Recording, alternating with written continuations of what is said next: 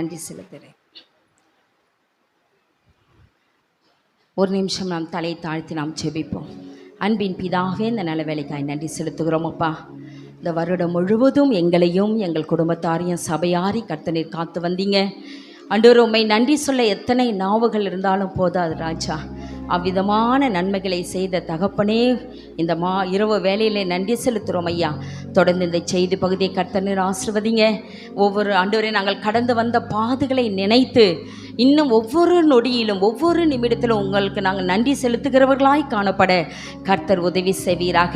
இன்னும் ஒரு சில நேரங்களிலே நாங்கள் அப்பா புதிய வருடத்தை சந்திக்க போகிறோம். அந்த புதிய வருடத்தின் ஆசீர்வாதத்திற்கான ஒரு ஃபவுண்டேஷனாக எங்களை நாங்களே தீர்மானிக்க அநேக காரியங்களை உம்மோடு கூட நாங்கள் தீர்மானித்து ஆண்டவரே நாங்கள் முடிவெடுக்க கர்த்தர் நீர் அனுக்கிரகம் செய்வீராக. தீர்மானிப்பது மாத்திரமல் அதை நிறைவேற்ற கர்த்தர் எங்களுக்கு அனுக்கிரகம் செய்தல வேண்டும் ஜெபிக்கிறோம். தொடர்ந்து எங்களை தாழ்த்துற வெறுமையாக்குகிறோம். ஆவியானவர் எங்கள் ஒவ்வொருவரோடு கூட இடைபடுவீராக. அப்பா, பேசுகிறது நீங்களெல்லாம் பிதாவின் ஆவியானவர் சொன்ன வார்த்தையின்படி பரிசுத்த ஆவியானவர் என்னோடு கூட நீர் இடைபட வேண்டுமா ஜெபிக்கிறோம். எல்லா துதியும் கனமும் மகிமையும் உமக்கே செலுத்துகிறோம். இயேசுவின் மூலம் ஜெபிக்கிறோம் எங்கள் நல்ல பிதாவே, ஆமேன். ஹல்லேலூயா, ஹல்லேலூயா. இன்னும் கொஞ்ச நேரத்தில் நம்ம எவ்வளோ எதை கடக்க போகிறோம்? ஆற்றையா, கடலையா? பழைய வருடம் 2025 நாம் கடந்து போக போகிறோம். ஹல்லேலூயா. கர்த்தர் இன்றைக்கு எதற்காக நாம் இங்கே வந்தோன்னா ஆண்டவருக்கு முழு இருதயத்தோடு நன்றி செலுத்தும்படியாக. ஆமேன். எத்தனை பேர் நன்றி செலுத்தும்படியாக வந்தீங்க? கரங்களை உயர்த்தி கரங்களை தட்டி ஆண்டவருக்கு இன்னொரு விஷயம் நன்றி செலுத்துங்க பார்க்கலாம். நம்முடைய ஆண்டவர் நமக்கு கடந்த வருடம் முழுவதும் உண்மை உள்ளவராயிருந்தார். ஹல்லேலூயா. அவர் வாக்கு பண்ணினதை நிறைவேற்ற வல்லவராயிருந்தார். ஹல்லேலூயா, ஹல்லேலூயா. பாருங்க, எத்தனையோ சூழ்நிலைகளில் நமக்கு நெருக்கங்கள், பண நெருக்கங்கள், கஷ்டங்கள், சோர்வுகள் கடல் அலை போல நமக்கு வந்து வந்து மோதிட்டு போயிட்டே இருந்தது இல்லையா? ஒரு நாளும் நாம் மாண்டு விடாதபடி எல்லா சோதனைகளையும் ஜெயிக்க கர்த்தர் நமக்கு பலன் தந்தார். ஹல்லேலூயா. அந்த தேவனை கரங்களை தட்டி கர்த்தருக்கு நன்றி செலுத்தலாமா? நல்ல குறைவில்லாத உணவு ஆண்டவர் தந்தார் என்றவங்களாம் கை தட்டுங்க பார்க்கலாம். எனக்கு நல்ல உடை தந்தாருன்னு சொல்கிறவங்களாம் கை தட்டுங்க. நல்ல எனக்கு பிஸ்னஸ், என்னுடைய வியாபாரத்தை, தொழிலை கர்த்தர் ஆசீர்வதித்தான்றவங்க, என் கையின் பிரயாசங்களை கர்த்தர் ஆசீர்வதித்தான்றவங்க, ஓ ஹல்லேலூயா. கடன் இல்லாமல் வாழ எனக்கு அனுக்கிரகம் செய்தார்ன்ற சொன்னவங்க கரங்களை தட்டுங்க. கடன் இல்லாமல் வாழ எனக்கு உதவி செய்தார். அப்படியே வாங்கின கடனையும் தப்பி தவறி வாங்கியிருந்தா அதை அடைக்கவும் கிருபை செய்தார். அப்படிப்பட்டவங்க கைகளை தட்டுங்க பார்க்கலாம். நீதிமான் கடனை திரும்ப செலுத்துவான். கடன் வாங்காமல் இருக்க முடியதில்லை. கடன் வாங்கினால் அதை திரும்ப செலுத்த ஒரு பலன் வேணும், ஒரு கிருபை வேணும். ஹல்லேலூயா. அதற்கு தேவன் கிருபை உள்ளவராக இருந்தார். வாசிங்க உபாகமும் 8ஆம் அதிகாரம் 2வது வசனம். 8:2.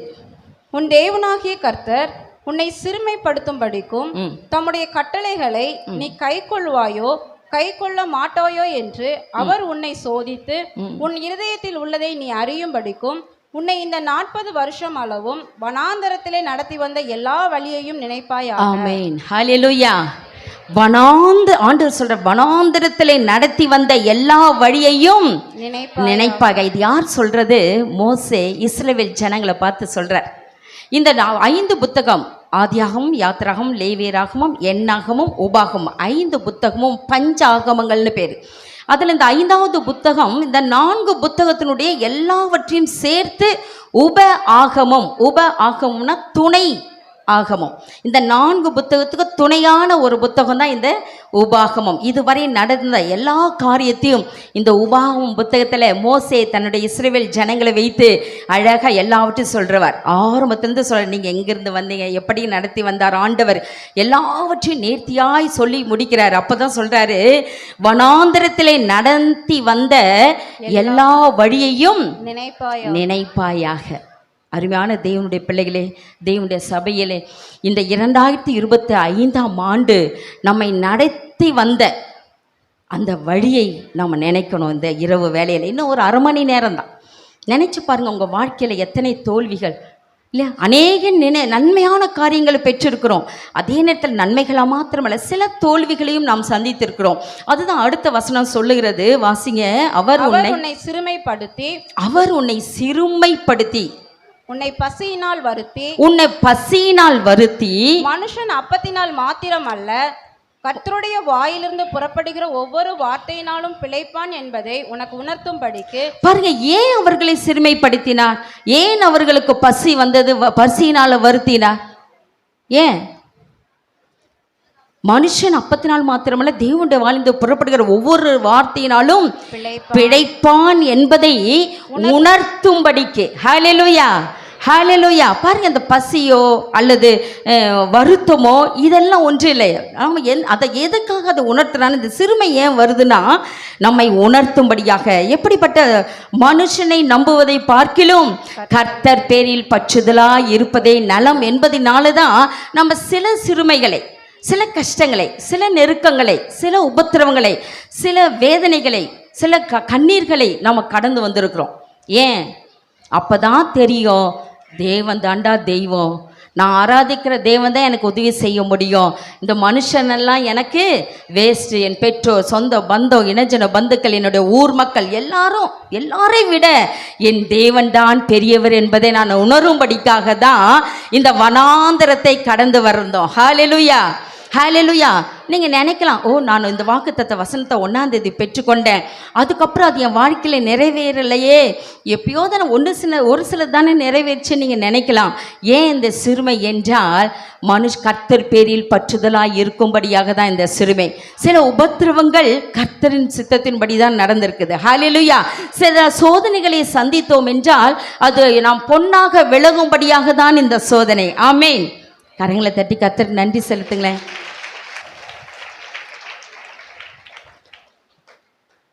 ஏன் அது நடக்குதுன்னா, கர்த்தரை நினைக்கும்படி, கர்த்தரை மறவாமல் இருக்கும்படி. இல்லைன்னா நம்ம என்ன பண்ணிடுவோம், நம்மளோட ஐஸ்வர்யம், பணம், பொருள் எல்லாம் வந்துச்சுன்னா ஆண்டவரை மறந்துடுவோம். அதனால தான் ஆண்டவர் என்ன பண்ணுறாரு, கொஞ்சம் நம்மளை என்ன பண்ணுறாரு, கொஞ்சம் அப்படி அவர் என்னை நினைடா, நீ ரொம்ப ஓஹோன்னு போயிடாத, கொஞ்சம் என்னை நினைன்னு கொஞ்சம் தட்டி விட்டுருவேன், கொஞ்சம் தட்டி கொடுத்து கீழே இறக்கிடுவார். கர்த்தர் உன்னை சிட்சிக்கிறார் என்பதை அறியும்படிக்கு, தேவனே என்னை சிட்சிக்கிறார் என்பதை நம்ம அறியும்படிக்கு, அதே போல் கர்த்தரே நம்மை நடத்துகிறார் என்பதை அறியும்படிக்கு இந்த சிறுமை, இந்த வருத்தம் எல்லாம் நம்முடைய வாழ்க்கையிலே வந்தது. ஹல்லேலூயா. எத்தனை பேர் இதெல்லாம் ஏற்றுக்கொண்டீங்க? சிறுமை, வருத்தங்கள் எல்லாம் வரும்போது நான் சோர்ந்து போயிட்டேன், தளர்ந்து கீழே போயிட்டேன், ஆண்டவரை தூஷித்துட்டேன்னு யாராவது இருக்கீங்களா? ஆண்டவரை குறை சொல்லிட்டேன்னு இருக்கீங்களா? அப்படிலாம் இருக்கக்கூடாது. எல்லா சிட்சைகளும் நமக்கு நன்மைக்கு ஏதுவாக இருக்கும். ஹல்லேலூயா. அவருக்கு பயப்படும்படிக்கு தான், அவரை தெய்வம் என்ற அந்த பயம் நமக்கு வரும்படிக்கு தான் இந்த சிட்சை வருகிறது. அதே போல் கர்த்தரிடத்தில் இன்னும் அன்பு கூறும்படிக்கு. ஹல்லேலூயா. பாருங்கள், ரொம்ப இல்லாத நேரத்தில் கஷ்டமான சூழ்நிலை இருக்கும்போது திடீர்னு அந்த காரியம், நெடுநாள் காத்திருத்தல் இருதயத்தை இழைக்க பண்ணும், விரும்பினது வரும்போது அது ஜீவ விருட்சம் போல் இருக்கும் என்று சொன்ன வார்த்தையின்படி திடீர்னு அந்த பிளஸ்ஸிங் கிடைச்சிச்சுன்னா நமக்கு எப்படி இருக்கும்? ஆண்டவர் என்னை நினச்சிட்டார், ஆண்டவர் என்னை நினச்சிட்டாரு, இல்லை அவர் உள்ளத்தில், அவரோட கையில் நான் இருக்கேன், அவர் நினைவாக நான் என்ன அவர் மைண்டில் வச்சிருக்காரே நம்ம சந்தோஷப்படுவோம். அதனால தான் இந்த சிறுமை. ஹல்லேலூயா. பக்கத்தில் பார்த்து சொல்லுங்க பார்க்கலாம். சில சமயத்தில் நீ சோதனைக்குள்ளே போனியா, சோர்ந்து போகாத, ஆண்டவர் மட்டும் நடத்தினாரே இனியும் நடத்துவா. உன்னை பலப்படுத்தும்படி தான் இந்த சோதனை, உன்னை திடப்படுத்தும்படி தான் இந்த சோதனை. அதில் அதான் ஆண்டோட வார்த்தை சொல்லுது பாருங்களேன். நல்ல எப்படிப்பட்டதான பிரச்சனைகள், போராட்டம் இருந்தாலும் நாம் தாண்டத்தக்கதான், அதை மிதித்து தாண்டத்தக்கதான பலனை கர்த்தர் நமக்கு தந்திருக்கிறார். ஹல்லேலூயா. எத்தனை பேர் கடந்த வருஷத்தில் நான் அழுகவே இல்லை, அழுததே இல்லைன்னு சொல்கிறாங்க. ஒரு சொட்டு தண்ணீர் கூட என் கண்ணில் வந்ததில்லைன்றவங்க பார்த்தீங்களா? எல்லாரும் ஒரு சூழ்நிலையில் அழுதுருக்கோம். ஆமேன். எல்லாரும் ஒரு சூழ்நிலை தனிமையாக நடந்து போக பண்ணியிருக்கிறோம், தனியாக போயிருக்கோம். எல்லாரும் ஒரு சூழ்நிலை திக்கற்றர்களாய் விடப்பட்டிருக்கோம் இல்லையா? அதெல்லாம் எதற்காக? நம்மை பலப்படுத்தும்படிக்காக, கர்த்தரே தெய்வம் என்பதை அறிந்து கொள்ளும்படியாக தான் இந்த சோதனைகள், இந்த தனிமைகள், இந்த திக்கற்ற நிலைமை எல்லாமே. ஹல்லேலூயா. வாசிங்க சங்கீதம். அதுக்கு முன்பாக ஒரு வார்த்தை சொல்றேன். நான் நிற்பதும் நிர்மூலமாகாதிருப்பதும் அவருடைய கிருபை தான். நம்ம பலத்தினால் அல்ல. நாம் தேவனிடத்தில் இரக்கங்களும் மன்னிப்புகளும் உண்டு. நம்முடைய கர்த்தரிடத்தில் இரக்கம் உண்டு, மன்னிப்பு உண்டு. அனுதினமும் நாம் என்ன பண்ணோம்? அவர்கிட்ட மன்னிப்பு கேட்டு இரக்கங்களை பெற்று நாம் வாழ்கிற பிள்ளைகளாய் காணப்படுகிறோம். ஆண்டோட வார்த்தை சொல்லுது, நான் பிழைத்திருக்கிறபடியால் நீங்களும் பிழைத்திருக்கிறீர்கள். ஹல்லேலூயா. பாருங்க, மரண இருளின் பள்ளத்தாக்கிலே நடந்தாலும் பொல்லாப்புக்கு நான் பயப்படேன், தேவரீர் என்னோட கூட இருக்கிறீர். தாவீது சொல்றார். அது போல நாமளும் அந்த பாதிக்குள்ள கடந்து போனோம். பலவீனம், செத்து போயிடுவோமா, அடுத்த வருஷம் இருப்போமா இருக்க மாட்டோமோ, பிள்ளைகள் நிலைமை என்ன நினைச்ச காலங்கள் உண்டு. ஆனாலும் தேவன் இன்று பலப்படுத்தி சகாயம் பண்ணி இன்றைக்கு நிலை நிற்க செய்திருக்கிறார். அந்த தேவனை கரங்களை தட்டி கர்த்தருக்கு நன்றி செலுத்தலாமா? சங்கீதம் 103:1-2 வாசிங்களேன். என் ஆத்துமாவே கர்த்தரை ஸ்தோத்தரி, என் முழு உள்ளமே அவருடைய பரிசுத்த நாமத்தை ஸ்தோத்தரி. என் ஆத்துமாவே கர்த்தரை ஸ்தோத்தரி, அவர் செய்த சகல உபகாரங்களையும் மறவாது. ஆமேன். சங்கீதக்கான தாவீது அவருடைய ஆத்துமாவை பார்த்து சொல்ற, என் ஆத்துமாவே கர்த்தரை ஸ்தோத்திரி. நீங்க எல்லாம் சொல்லுங்க பார்க்கலாம். ஆமேன்னு சொல்லிட்டு போயிடக்கூடாது. என் ஆத்துமாவே கர்த்தரை ஸ்தோத்திரி, என் முழு உள்ளமே அவருடைய பரிசுத்த நாமத்தை ஸ்தோத்திரி. என் ஆத்துமாவே கர்த்தரை ஸ்தோத்திரி, அவர் செய்த சகல உபகாரங்களையும் மறவாதே. மறக்கவே கூடாது. அவர் செய்த உபகாரங்கள், ஆங்கிலத்தில் அது பெனிஃபிட்ஸ்ன்னு சொல்லுவாங்க.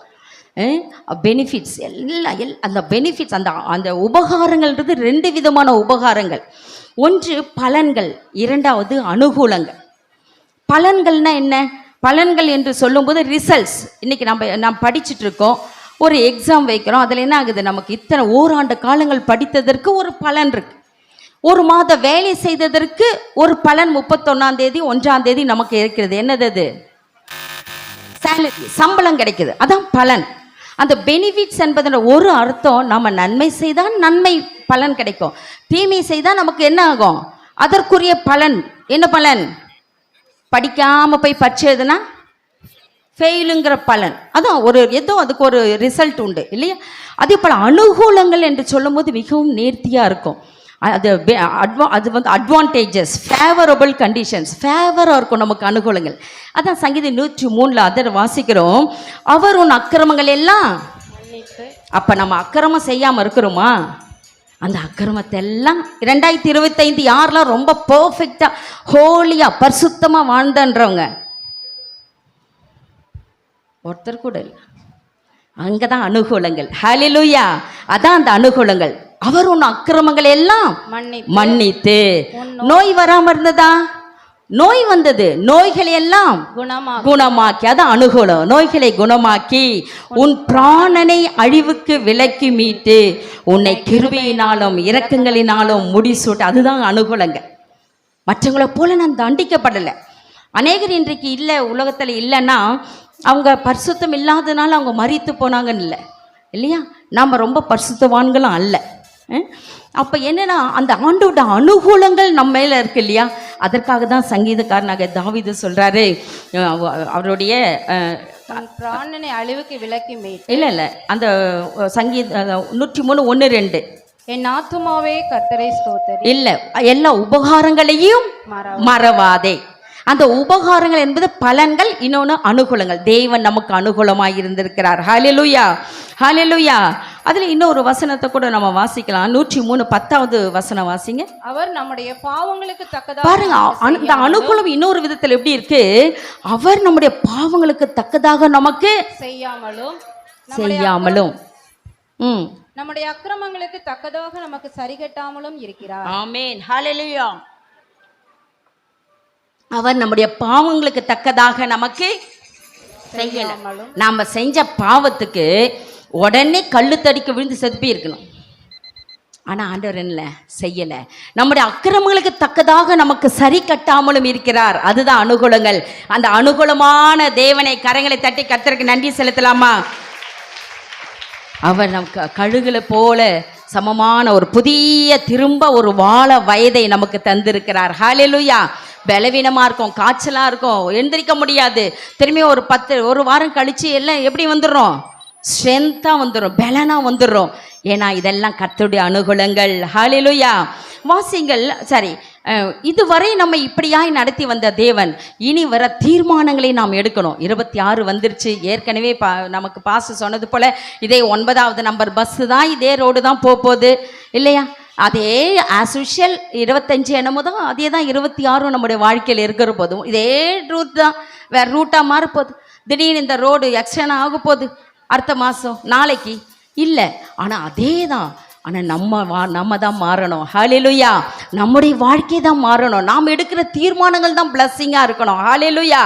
ஏனோ வந்தோம் ஏனோ போனோம் என்று அல்லாதபடி இந்த 25ஆம் ஆண்டு கடைசி நேரத்தில் இருக்கிற நாம் சில தீர்மானங்களை நாம் எடுக்க நாம் இந்த நேரத்தில் முயற்சிக்கணும். ஹல்லேலூயா. தேவன் கர்த்தர் உன்னிடத்தில் எதிர்பார்க்கிற சில காரியங்கள், ஏசப்பா நம்மிடம் எதிர்பார்ப்பது என்ன? வாசிங்கள். எபேசியர் 5ஆம் அதிகாரம் 10வது வசனம்.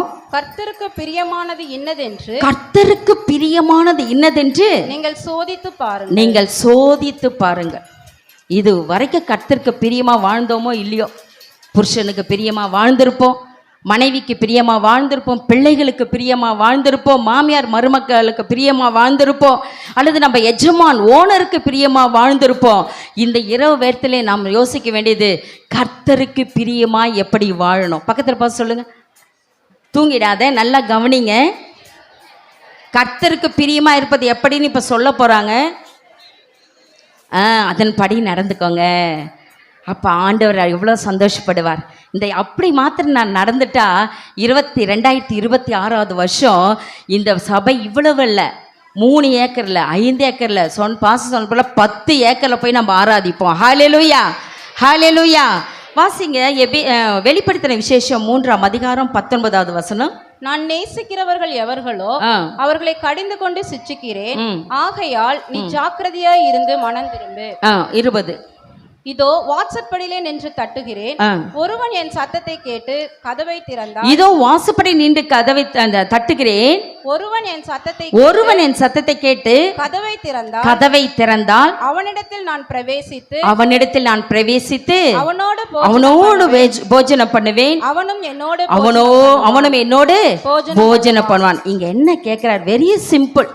உன் இதயத்தை எனக்கு தான் கேட்கிறார். என்ன தான் கேட்கிறாரு? இருதயத்தில் எனக்கு இடம் கொடுங்கிறான். எத்தனை பேர் ஏசப்பாக்கு இடம் கொடுத்துருக்குறோம்? இதெல்லாம் சும்மாலாம் சொல்லக்கூடாது. ஏசப்பாக்கு இடம் கொடுத்தா அவருக்கு பிரியமானதுதான் கண்டிப்பாக செய்வோம். அவருக்கு என்ன பிடிக்குதோ அதுதான் செய்வோம். சும்மா அப்படிதான் எல்லாரும் வந்துட்டு போயிட்டு இருக்கோம். அப்புறம் தான் தெரியுது பின்னாடி இடமே கொடுக்கல, ஏசப்பா சொல்கிறதே இவங்க கேட்கறது இல்லை. நானும் பாஸ்டர் கண்ணில் பார்க்குறேன், நாங்கள் சொல்கிறதே நீ கேட்க மாட்டீங்கன்னா ஏசப்பா சொல்கிறத இதை எங்கே வாசித்து கேட்க போகிறீங்க? அதனால் இந்த இரவு நேரத்தில் தீர்மானம் பண்ணுங்கள். என் இதயத்தில் உங்களுக்கு இடம் தரேன்ப்பா சொல்லுங்கள். நான் இதயத்தில் இடம் தரேன். ஏன்னா நம்ம இருதயம் ஒரு இடத்துல இருக்குன்னு வச்சுக்கோங்களேன். உங்ககிட்ட இப்போ ஒரு 5 பவுன் இன்னைக்கு புதுசாக ஒரு நெக்லஸ் வாங்கி வீட்டில் வச்சுட்டு வந்திருக்கீங்க. அப்போ எங்கே இருக்கும் உங்கள் இதயம்? இங்கே உட்காந்துட்டு தூங்கி எழுந்துச்சு காலையில் பார்ப்பீங்க, இரவு பார்ப்பீங்க, இல்லை எழும்புனோன்னு பார்ப்பீங்க, ஊருக்கு போயிட்டு வந்து பத்திரமா இருக்கான்னு பார்ப்போம். அப்போ நம்ம இருதயம் எங்கே இருக்கு? அதன் மேல் தானே இருக்கு. அப்போ அப்படி யாராவது வேதத்தை பார்த்துருக்குறோமா? சொல். வேதத்தை பார்த்துருக்கீங்களா? எழும்பி படிக்கணும். ஐயோ காலையில் படிக்கணும், மதியம் படிக்கணும், சாயந்தரம் படிக்கணும், இரவு படிக்கணும்னு நினைக்கிறோமா? அப்போ இந்த இரவு நேரத்தில் யோசிங்க. இப்போ யோசிங்க, என் இருதயத்தை உங்ககிட்ட கொடுத்துட்றேன்ப்பா சொல்லுங்க. என் இருதயம் அப்போ நான் உங்களையே நினச்சிட்டு இருக்கேன்ப்பா. எப்பயுமே மேக்சிமம் நான், அதாவது எந்த சூழ்நிலாம் உங்களை நான் நினைக்க முடியுமோ அப்போல்லாம் நான் நினைக்கிறேன்னு சொல்லுங்க. ஆண்டவர் அதான் சொல்கிறாரு, இதோ வாசப்படியில் நின்று அது கதவை தட்டுறேன், நீ திறந்தா போதும் நான் உனக்குள்ளே வந்து உன் கூட போஜனம் பண்ணுவேங்கிறாரு. ஹல்லேலூயா. நம்ம கூட சாப்பிட அவர் விருப்பமாக இருக்காரு. 21வது வசனத்தை வாசிங்க. நான் ஜெயம் கொண்டு என் பிதாவினுடைய சிங்காசனத்திலே அவரோடு கூட உட்கார்ந்தது போல ஜெயம் கொள்ளுகிறவன் எவனோ, அவர் ஜெயம் கொண்டதினால பிதாவினுடைய சிங்காசனத்தில் அவர் உட்கார்ந்து இருக்கார்.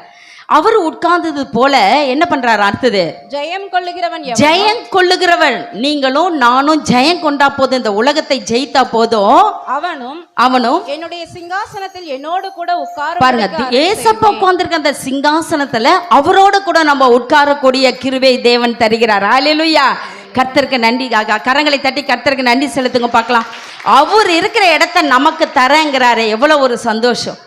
நான் பிதா கிட்ட உட்காந்துருக்கேன், நீங்களும் என் கூட வாங்க, என்னை போல நீங்களும் ஜெயம் எடுத்து இந்த உலகத்தை ஜெயித்திருங்க. கொஞ்ச காலம் தான் உலகத்தின் பாடுகள், பலத்தின் மிகுதியால் 80 ஆண்டு காலம் தான் வாழ முடியும். அதுவும் ஒரு 70க்கு மேலே ஒன்றும் இல்லை, யாரையாவது நம்பி தான் வாழ்ந்தாங்கணும். நம்ம பலம் கிட்டத்தட்ட ஒரு 50 வயசு வரைக்கும் தான், 55 வயசு வரைக்கும் தான் நானுங்கிறது. அதுக்கு அடுத்தது யாராவது எனக்கு கையை பிடிங்க, காலை பிடிங்க, இறங்குறதுக்கு ஒருத்தர் பிடிங்கன்னு இன்னொருத்தர் உதவி தேவை. அந்த 50 ஆண்டுகளுக்குள்ள ஆண்டவருக்கு என்ன செய்யணும்? நாம அவரை போல அவருடைய வார்த்தைக்கு கீழ்ப்படிந்து நடந்தால் போதும், ஜெயம் கொண்டா போதும். அந்த போதும் இங்கே இருக்கிற பாவமான கிரியைகளுக்கெல்லாம் நம்ம அதை ஜெயித்து பரிசுத்தமாய் வாழ்ந்தால் போதும். ஏசப்பா வச்சிருக்கிற அந்த சிங்காசனத்தில் அவரோட கூட நாம உட்காருவோம். ஹல்லேலூயா. அப்போ நம்ம எதை தரணும் அவருக்கு? ஆண்டவருக்கு இதயத்தை கொடுத்துட்டா போதும். பாருங்க, அவர் ஈஸியாக அவர் இதயத்தை நமக்கு கொடுத்துட்டு, என் சிங்காசனத்தில் வந்து நீ உட்காரு, கொஞ்சம் அட்ஜஸ்ட் பண்ணுங்கிற, கொஞ்சம் அட்ஜஸ்ட் பண்ணி இந்த உலகத்தில் வாழ்ந்துட்டு வந்துருமா பேபி, எப்படியாவது நீ வந்துருமா கிரேஸ், எப்படியாவது நீ வந்துருமா மங்கள கிருபைன்றார். எப்படியோ 3 பேர் எனக்கு இருக்குது, 3 பேரையும் சொல்லிக்கிட்டே இருக்கிறார். ஹல்லேலூயா. அது போல் உங்கள் ஒவ்வொருவரையும் சொல்லிக்கொண்டே இருக்கிறார். ஹல்லேலூயா. அடுத்தது 2வது எதை நாம் பார்க்கணுன்னா, அடுத்தது எதை நம்ம ஆண்டவர் எதிர்பார்க்கிறான்னா, லூக்கா எழுதின சுவிசேஷம் 10ஆம் அதிகாரம் 27வது வசனம். அவன் பிரதியுத்தரமாக, உன் தேவனாகிய கர்த்தரிடத்தில் உன் முழு இருதயத்தோடும் உன் முழு ஆத்துமாவோடும் உன் முழு பலத்தோடும் உன் முழு சிந்தையோடும் அன்பு கூர்ந்து உன்னிடத்தில் அன்பு கூறுவது போல. இல்லை, அது போதும். அப்போ இங்க நியாயசாஸ்திரி ஏசப்பாட்ட வந்து கேட்கிறாரு, நித்திய ஜீவனை சுதந்திரிக்கணும்னா நான் என்ன செய்யணுங்கிறாரு. இது நித்திய ஜீவனை சுதந்திரிக்க நான் என்ன செய்யணும்? யார் கேட்கறது? நியாயசாஸ்திரி வந்து ஏசப்பாட்ட கேட்குறாரு. அப்போ ஆண்டவர் சொல்கிற பதில் தான் இது. உன் தேவனாகிய கர்த்தரிடத்தில் உன் முழு இருதயத்தோடும் உன் முழு ஆத்துமாவோடும் முழு பலத்தோடும் உன் முழு சிந்தையோடும் அன்பு கூறுவாயாக. நாமளும் அன்பு கூறுறோம், கொஞ்சம் அன்பு வச்சுருக்கோம், கொஞ்சம் ஏசப்பா மேலே வச்சுருக்கோம் தான், கொஞ்சம் சும்மா ஜஸ்ட் ஒரு 2% 3% அப்படி. மீதி எல்லாம் எங்கே அன்பு இருக்கு? ஓடி உழைப்பதில் தான் அன்பு இருக்குது. பணம் சேமிப்பதிலும் நகை வாங்குறதுலையும் இல்லை, அப்படிப்பட்டதான மற்ற தாய் தகப்பனை கவனிக்கிறது அது கூட இப்போ கிடையாது. மனைவியை நேசிக்கிறதா அதுவும் கிடையாது. கணவனை நேசிக்கிறதா அதுவும் கிடையாது. பிள்ளைகளை ஒன்றா கொஞ்சம் நேசிக்கிறோம், ஒரு 70% 60% இல்லையா? அப்போ நம்மளோட முழு அன்பு உலகத்தின் மீதே இருக்கே தவிர, வீடு வாங்கணும், இன்னும் பெருசாக கட்டணும், அப்படி தான் நம்மளுடைய எண்ணங்கள் இருக்கே தவிர, ஆண்டோட வார்த்தை சொல்லு, தேவனிடத்தில் முழு இருதயத்தோடும் முழு ஆத்மாவோடும் முழு பலத்தோடு அன்பு கூறணும். பாருங்க, இந்த முழு பலத்தோடு அன்பு கூறுறதுனால தான், நம்மளால முடியாது என்பதனால தான் மேல் வீட்டு அறையில் 120 பேர் ஒருமனப்பட்டு ஓரிடத்தில் கூடும்போது அந்த உன்னத பலன் இறங்கினது. ஹல்லேலூயா. ஹல்லேலூயா. அப்போ அந்த பலம் நமக்கு இல்லைன்னா யார்கிட்ட கேட்கணும்? தேவனிடத்தில், பரிசுத்த ஆவியானவரிடத்தில் கேட்டு நம் பலத்தை பெற்றுக்கொள்ளணும். எப்படி அன்பு கூறுவது? வாசிங்க 2 யோவான் 6வது வசனம். நாம் அவருடைய கற்பனைகளின்படி நடப்பதே அன்பு. பார்த்தீங்களா? எப்படி அன்பு கூறணும்? நாம் அவருடைய கற்பனைகள் எங்க இருக்கு? உங்க கையிலேயே இருக்கு. இந்த கற்பனைகளில் நடப்பது தான் அன்பு. இது அன்பாக வச்சா போதும். அது இது மாதிரி இது பைபிள் என்ன சொல்லுதோ அதுக்கு நடந்துட்டா போதும். அதான் அன்பு. இயேசுவின் இடத்துல அன்பு கூறுகிற அன்பு. அது அடுத்தது வாசிங்க, யாக்கோபு 2ஆம் அதிகாரம் 8வது வசனம். உன்னிடத்தில் நீ அன்பு கூறுகிறது போல பிறனிடத்திலும் அன்பு கூறு. இது 3வது. உன்னிடத்தில் நீ அன்பு கூறுவது போல பிறனிடத்திலும் அன்பு கூறுவாயாக. இது 3 தான். முதல்ல என்ன செய்யணும்? முதல்ல இருதயத்தை ஆண்டவருக்கு கொடுக்கணும். 2வது ஏசப்பட்ட முழு இருதயத்தோடு முழு பலத்தோடு முழு ஆத்மாவோடு அன்பு கூறணும். அடுத்தது 3வது, உன்னிடத்தில் நீ அன்பு கூறுவது போல பிறனிடத்திலும் அன்பு கூறணும். இது ரொம்ப ஈஸி. இது கேட்டு எனக்கு சின்ன வயசுலேருந்து அது காதில் கேட்டு, உன்னிடத்தில் அன்பு கூறுவது தான் பிறனிடத்திலும், இப்படி தான் இருக்குது. ஆனால் இது எவ்வளவு பெரிய கஷ்டம் தெரியுங்களா? உன்னிடத்தில் நீ அன்பு கூறுவது போல பிறனிடத்திலும் அன்பு கூறுவாயாக. அது வந்து பயங்கரமாக, அது அருமையான ஒரு ராஜரீக பிரமாணம். அது ஹோல் பைபிளில், இந்த பைபிள் எடுத்துட்டாவே அதுதான் ராஜரீக பிரமாணம். என்ன பிரமாணம்? ராயல் லான்னு ஆங்கிலத்தில் சொல்லுவாங்க. எது? உன்னிடத்தில் நீ அன்பு கூறுவது போல பிறனிடத்திலும் அன்பு கூறுவாயாக. Love your neighbour as yourself. Love your neighbour. உங்கள் பக்கத்தில் இருக்கிறவங்க, அக்கத்தில் இருக்கிறவங்களை நேசிக்கிறீங்களா? நேசிக்கிறீங்களா? கிறிஸ்மஸ்க்கு போய் கேக் மட்டும் கொடுத்துட்டா போதாது, பிரியாணி மட்டும் கொடுத்துட்டா போதாது. யாராவது இன்னைக்கு உங்கள் பக்கத்து வீட்டில் இருக்கிறவங்கள, ஐயோ நான் போகிறேன் சர்ச்சுக்கு, வர வருஷம் புதிய வருஷம், அதை நான் சந்தோஷமாக ஆரம்பிக்கணும்னு நான் நினச்சி வந்திருக்கேன், நான் போகிறேன், நீ என் கூட வரீங்கன்னு யாராவது கூட்டிகிட்டு வந்திருக்கீங்களா? பக்கத்து வீட்டாரை யாராவது இங்கே கூட்டிகிட்டு வந்தான்றவங்க கை தூக்குங்க பார்க்கலாம். அப்போது பிறனிடத்தில் அன்பு இல்லைன்னு அர்த்தம். நம்மை போல பிறனை நேசி. அருமையான தேவனுடைய ஜனமே, நான் என்ன சொன்னா, உங்கள் வீட்டுக்கு பக்கத்து வீட்டில் இருக்கவங்க மேலே நீங்கள் அன்பு கூறினா போதும். அந்த குடும்பத்தின் மீது, எதிர் வீட்டின் மீது, உங்கள் கிராமத்தில் இருக்கிறவங்க மீது ஏதாகிலும் அவங்கள நீங்கள் வெறுக்கவே வேண்டாம். அவங்க உங்களை வெறுத்தாலும் பரவாயில்ல, நீங்கள் வெறுக்காமையே செய்யுங்க, வெறுக்காமையே கொடுங்க. அவங்க வாங்குறாங்களோ சாப்பிட்றாங்களோ சாப்பிடலையோ, நம்முடைய நற்கிரிகளின் நிமித்தம் அவர்களை என்ன பண்ணலாம், அதுதான் வசனம் ஒன்று சொல்லப்பட்டிருக்குது. பாருங்களேன், வாசிங்க 1 யோவான்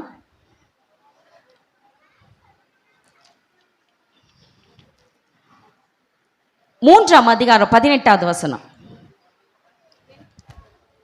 என் பிள்ளைகளே, வசனத்தினாலும் நாவினாலும் அல்ல, வசனத்தினாலும் நாவினாலும் அல்ல, கிரியையினாலும் உண்மையினாலும் அன்பு கூற கடவோம். கிரியையினாலும் உண்மையினாலும் அன்பு கூற கடவோம். ஹல்லேலூயா. அதே 1 யோவான் 4:7 சொல்லப்பட்டிருக்கிறது, பிரியமானவர்களை ஒருவரில் ஒருவர் அன்பாய் இருக்க கடவோம். இங்கே என்ன, இங்கே கணவன் மனைவியே கொஞ்ச நேரம் அன்பா இல்லை, அப்புறம் பெற்றோர் பிள்ளைகள் அன்பா இல்லை, பையனுக்கும் அப்பாவுக்கும் மீடியேட்டர் யார் தான் இப்போல்லாம்? அம்மாங்க தான். பிள்ளைகளுக்கும் பெற்றோருக்கும் மீடியேட்டர் யார்? அம்மா அல்லது அப்பா தான் மீடியேட்ரு. ஒருத்தர் பார்க்குறாரு அவங்க பையனை, பாருடே உங்கள் அம்மா தான் எனக்கு மீடியேட்டர். சரி, ஏன் சொல்கிறேன்னா, அந்த அன்பு தணிந்து போகின்ற இந்த காலத்தில் குடும்பத்திலே அன்பு இல்லை. அதனால் பிறனிடத்தில் எப்படி அன்பு கூறுவது? இந்த இரவு நேரத்தில் ஒரு தீர்மானம் எடுங்க, பிறனிடத்திலும் நான் அன்பு கூற வேண்டும், பிறனிடத்தில் அன்பு கூறுவாயாக அப்படின்னு சொல்லு. சுவிசேஷம் பற்றவங்களுக்கு சொன்னால் போதும், அவர்கள் இயேசுவை தேடி வந்துடுறாங்க. இது இன்னொரு வசனம் 1 யோவான் 4:12 வாசிங்க. தேவனை ஒருவனும் ஒருபோதும் கண்டதில்லை. நாம் ஒருவரிடத்தில் ஒருவர் அன்பு கூர்ந்தால் தேவன் நமக்குள் நிலைத்திருக்கிறார், அவருடைய அன்பும் நமக்குள் பூரணப்படும். பாருங்க, இந்த தேவனில் நிலைத்திருக்கிற அன்பு அது. ஹல்லேலூயா. அதே 4:7 வாசிக்கிறோம், தேவனால் பிறந்திருக்கிறவன், ஏன் அன்பு தேவனால் உண்டாயிருக்கிறது, அன்புள்ள எவனும் தேவனால் பிறந்திருக்கிறான், அவரை அறிந்திருக்கிறான். அப்ப பாருங்க, அன்புள்ளனா, அன்பு இருந்தாதான் நீ யாரால பிறந்திருக்கிற? தேவனால் பிறந்திருக்கிற. அன்பு இல்லைன்னா யாரால பிறந்திருக்கிறோம்? நான் சொல்ல மாட்டேன், நீங்களே சொல்லிக்க. அன்பா இருந்தா தேவனால் பிறந்திருக்கிறான்னு அர்த்தம். தேவனை அறிந்திருக்கிறான், தேவனால் பிறந்திருக்கிறான். இந்த அன்பை வெளிப்படுத்தும் பொழுது அவன் தேவனை அறிந்திருக்கிறான், தேவனால் பிறந்திருக்கிறான். 3வது பார்க்கிறோம், தேவனில் நிலைத்திருக்கிறான். ஹல்லேலூயா. இப்போ இந்த அன்பு எவ்வளவு விசேஷமானதுன்னு பாருங்க. நாம் ஒருவரில் ஒருவர் அன்பு கூர்ந்தால் தேவன் நமக்குள் நிலைத்திருக்கிறார். ஹல்லேலூயா. இந்த அது ஒரே 1 பேதுரு 2:17 வாசிங்க. எல்லாரையும் கனம் பண்ணுங்கள், சகோதரரிடத்தில் அன்பு கூறுங்கள். ஆமீன். எல்லாரும் கனம் பண்ணலாம், எல்லாரும் அன்பு செலுத்த சொல்ல, கிவ் ரெஸ்பெக்ட், மரியாதை பண்ணுங்க, கனம் பண்ணுங்க, எல்லாருமேலும் கனம் பண்ணுங்க, எல்லாரோடையும் கனம் பண்ணுங்க. ஆனா யார் இடத்துல அன்பு கூறுங்க? சகோதரரிடத்தில் அன்பு கூறுங்க. தேவனுக்கு பயந்திருங்கள், ராஜாவை கனம் பண்ணுங்க. 1 பேதுரு 4:8. எல்லாவற்றிற்கும் மேலாக ஒருவரில் ஒருவர் ஊக்கமான அன்புள்ளவர்களாய் இருங்கள். இப்படி ஒரு அன்பு எங்கேயாவது பார்த்துருக்கீங்களா? அன்பா இருங்கன்னு இருக்கு. ஊக்கமான அன்புனா எப்படி அர்த்தம்? ஊக்கமான அன்புனா அது ஒரு தெய்வீக அன்பு. ஹல்லேலூயா. இந்த ஊக்கமான அன்பு ஒரு தெய்வீக அன்பை குறிக்கிறது. ஹல்லேலூயா. இந்த தெய்வீக அன்பு வரும்போது தான் அன்பு திரளான பாவங்களை மூடும். அது தெய்வீக தன்மையானது.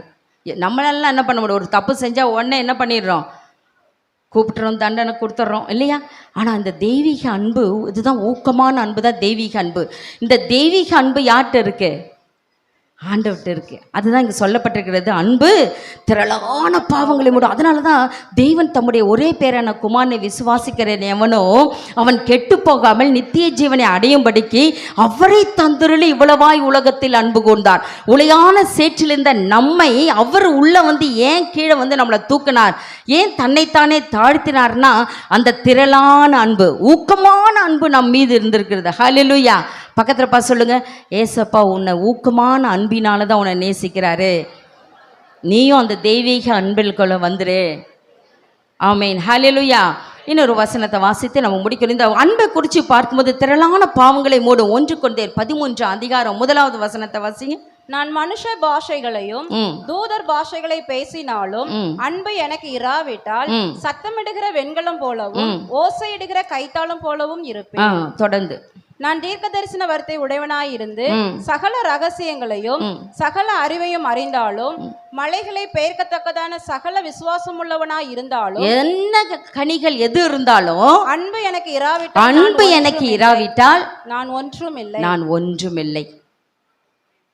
ஒன்றுமில்லை. இல்லையா? எல்லாமே அந்த ஹார்ட் பார்த்த உடனே அது எந்த சிம்பிள், அது வாட்ஸ்அப்பில் உடனே மெசேஜ் வந்தவுடனே நமக்கு என்ன அனுப்பின உடனே மெசேஜில் அடுத்தது என்ன ரிப்ளை பண்ணுறாங்க, நமக்கு என்ன ரிப்ளை பண்ணாங்க? ஹார்ட் அந்த அனுப்புகிறாங்க, ஹார்ட் ஷேப்பை நமக்கு அனுப்புகிறாங்க. அப்படின்னா என்ன அர்த்தம்? நான் ரொம்ப நேசிக்கிறேன், எனக்கு ரொம்ப பிடிச்சிருந்து அந்த ஹார்ட் அனுப்புகிறாங்க. அனுப்புறது கிடையாது, அது கிரியையில் இருக்கணும். ஹல்லேலூயா, ஹல்லேலூயா. அந்த அன்பு அவ்வளவு விலையேறி பெற்ற அன்பு. ஒருத்தருக்கு ஒருத்தர் அன்பாக இருந்தால் போதும், எல்லாவற்றையும் செய்து முடிக்க முடியும். பாருங்களேன், பிள்ளைகளை கூட கோவம் வந்துடுச்சுன்னா என்ன பண்ண, போட்டு நல்லா பெரேடு கழட்டு அடி பின்னி எடுத்துடும்.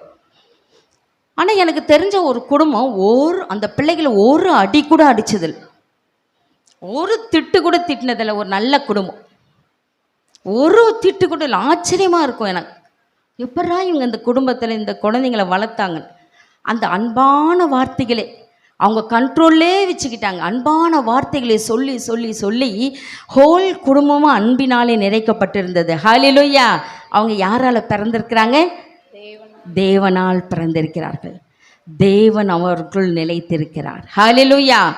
உபாகமம் 4 அதிகாரம் 29, 30 வாசி. அப்பொழுது அங்கே இருந்து உன் தேவனாகிய கர்த்தரை தேடுவாய், உன் முழு இருதயத்தோடும் உன் முழு ஆத்துமாவோடும் அவரை தேடும் போது முழு இருதயத்தோடும் முழு ஆத்துமாவோடும் அவரை தேடும் பொழுது அவரை கண்டடைவாய். நீ வியாகுலப்பட இவைகள் எல்லாம் உன்னை தொடர்ந்து பிடிக்கும் போது, இப்படி நீ இளானி செய்யும்போது, நீ வியாகுலம், உனக்கு கஷ்டங்கள் நஷ்டங்கள் நெருக்கங்கள் எப்படிப்பட்ட சூழ்நிலை வரும்போதும் கடைசி நாட்கள்ல தேவனாகிய கர்த்தரிடத்தில் திரும்பி அவர் சத்தத்திற்கு நீ கீழ்ப்படிந்தா போதும், உன் தேவனாகிய கர்த்தர் இரக்கமுள்ள தேவனாய் இருக்கிறபடியால் அவர் உன்னை கைவிடவும் மாட்டார், உன்னை அழிக்கவும் மாட்டார். போதும், அவருடைய வார்த்தைக்கு கீழ்ப்படிந்தா போதும். நம் தேவனாகிய கர்த்தர் நம்மை கைவிடவும் மாட்டார், நம்மை அழிந்து போகவும் விட மாட்டார். ஹல்லேலூயா, ஹல்லேலூயா. அப்போ பக்கத்தில் பார்த்து சொல்லுங்க, இந்த 3 காரியம் ஆண்டவருக்கு என்ன பண்ணுவோம்? இருதயத்தை இந்த புது வருஷத்தில் இருதயத்தை கொடுத்துடு. இப்போ தீர்மானம் பண்ணிக்கிடு. அடுத்தது ஆண்டவருக்கு அந்த வருஷம் ஃபுல்லாக உன்னை நடத்துவார். அவருக்கு முதலிடம் கொடுத்துடு. ஆமேன். அவரோட தேவனிடத்தில் இருதயத்தில் இடம் கொடு. 2வது, தேவனிடத்தில் முழு மனதோடு அன்பு கூறு. 3வது, உன்னை நேசிப்பது போல பிறனையும் நேசி, பிறனிடத்தில் அன்பு கூறுவாயாக. அவருடைய வார்த்தைக்கு கீழ்ப்படிந்தா போதும், கர்த்தர் நம்மை இந்த புதிய ஆண்டிலே புதிய ஆசீர்வாதங்களை தந்து வழி நடத்துவார். ஹல்லேலூயா. பாருங்கள், இந்த 25 ஆண்டு இந்த வருஷத்தில் எத்தனை வாரங்கள் இருக்கு? 52 வாரங்கள். 52 வாரமும் நான் ஆலயத்துக்கு வந்தேன்னு சொல்றவங்க யாராவது இருக்கீங்களா? ஒரு வாரமும் நான் மிஸ் பண்ணதில்லை.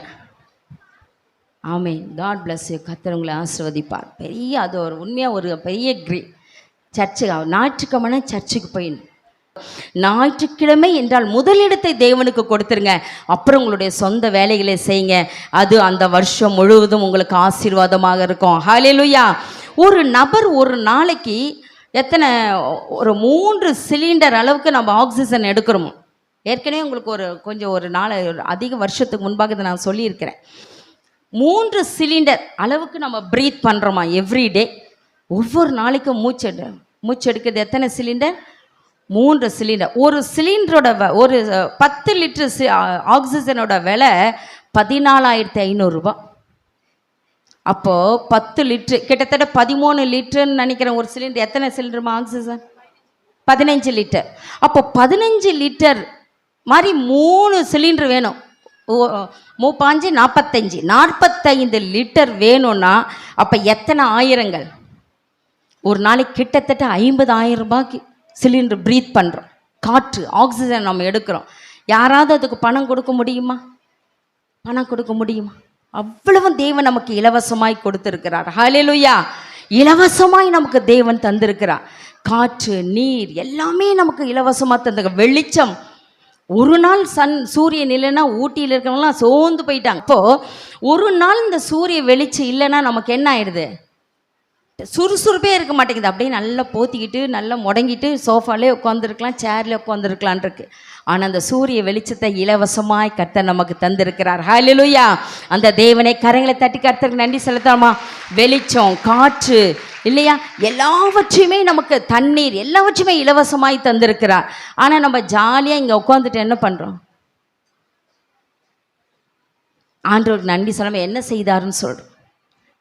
ஆனால் யோபு சொன்னது போல், யோபுக்கு எத்தனை சோதனைகள், எத்தனை கவலைகள், எத்தனை கஷ்டங்கள் வந்த போதும் அவர் சொன்னார், கர்த்தர் கெடுத்தார், கர்த்தர் எடுத்தார், அவருடைய நாமத்துக்கே சோத்திரம் சொன்னார். ஹல்லேலூயா!